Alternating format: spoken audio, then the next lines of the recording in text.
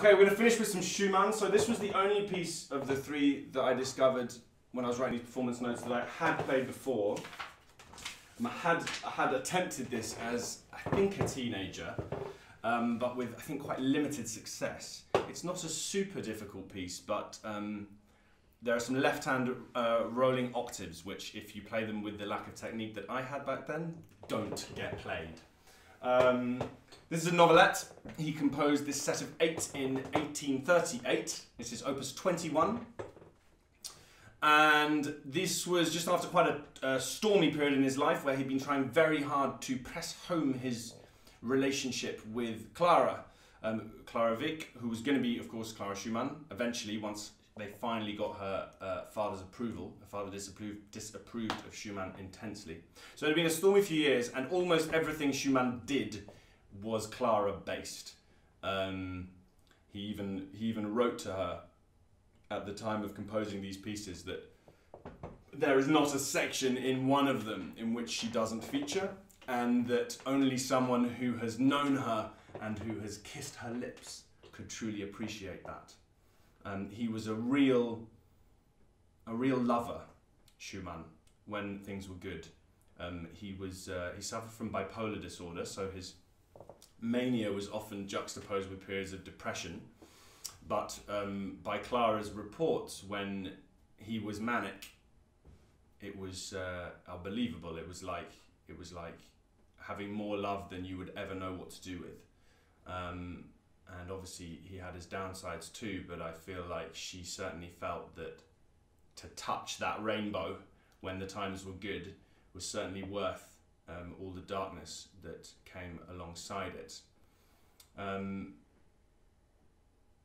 It's in quite an interesting structure. We've got basically 3 tunes.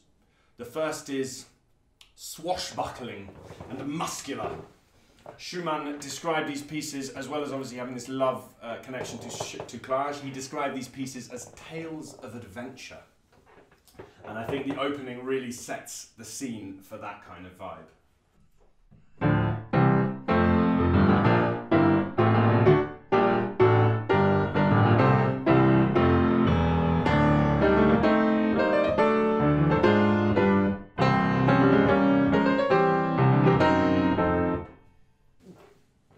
So those left-hand octaves are good when they work because they give us that feeling of momentum forwards, because we have 3 quite static chords. And then the left hand kicks us onwards. And that's how we keep this feeling of motion kicking us forwards. Thank you, Tinto. I'm glad you agree with Schumann's compositional techniques. So that happens. And then the second theme is completely flipped.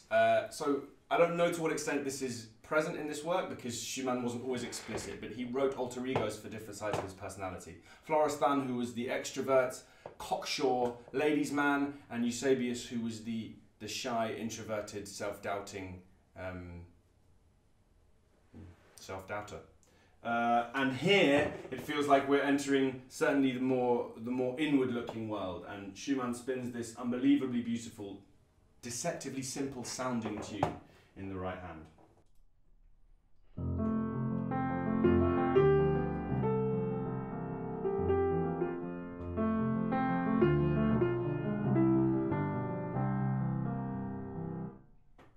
Few things I think are pretty amazing about this tune. The first is that it's really simple. The rhythm is basically just 1 beat notes. Ta, ta, ti, ta, tum. And that was very typical for Schumann. He very often wrote, I don't know what the word would be, monorhythmic tunes. Tunes that don't have a lot of ebb and flow in their actual note lengths. And so it's then the job of the performer to imbue them with what we call rubato, so that's the pushing and pulling of the tempo to give them movement.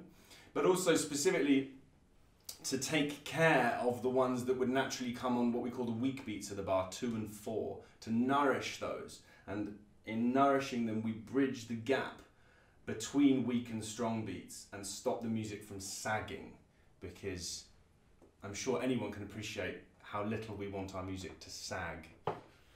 What I also love about this melody is the way that the left hand supports it. So it's a very innocent sounding melody.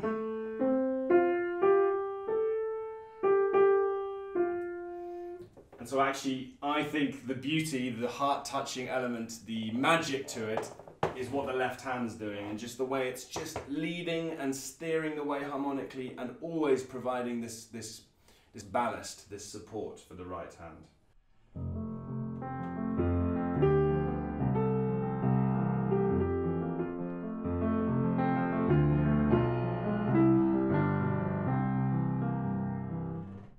And the last thing that's wonderful about this melody is the accompaniment. So he's got the tune at the top of the right hand, normally with these 3 fingers. He's got the bass at the bottom of the left hand, normally with this finger. And then the accompaniment, he's got half the accompaniment at the top of the left hand and half the accompaniment at the top of the right hand in the thumbs. And it gives us these really cool opportunities to do wonderful things with the voicing, to bring out little inner lines, to show moments of chromaticism.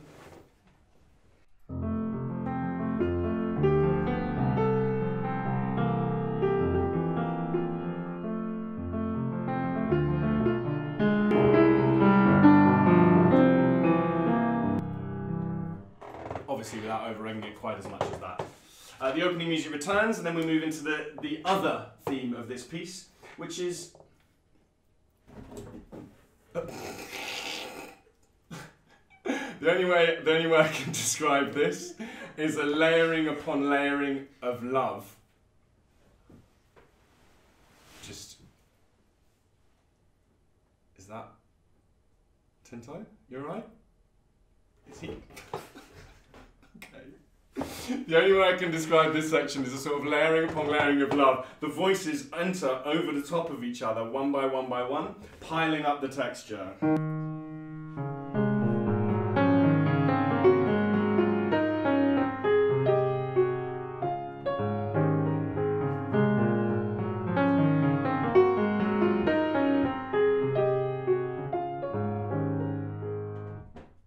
I think in all the music I've ever played, of all the love-based music I've ever played, if I had to be loved by one composer, I think I would be loved by Schumann.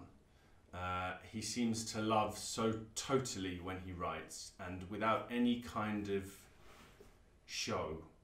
You get the impression that he is just laying himself completely bare, with no artifice, that's the word I was looking for.